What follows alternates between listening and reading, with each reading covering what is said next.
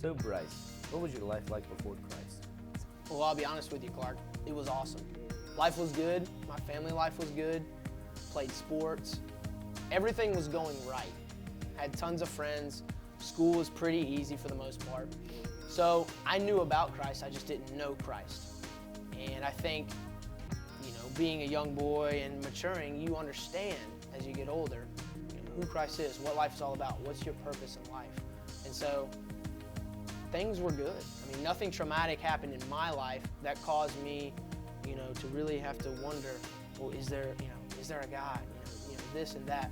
But I think all along God really had his hand on my life because he blessed me so much. Now, what events led up to your faith in Christ?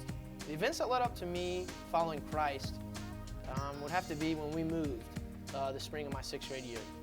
So we moved to a whole new school district, and we started going to a new church, and I loved the church.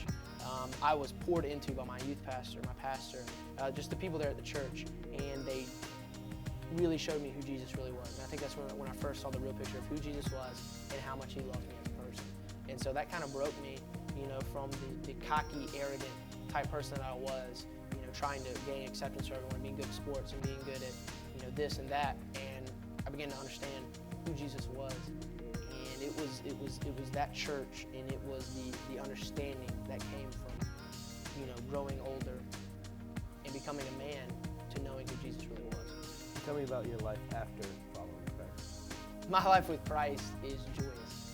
My life with Christ is nothing I thought it would be. People picture, Jesus as someone who would just fill you up, and life is supposed to be awesome, but that's not the case. Christ said it would never be easy, but that he said it would be worth it, and that your life now has purpose. And so that's what it's all about. I had all these plans to go to college, to go to Virginia Tech, to go in the Army, to play sports somewhere. None of that happened.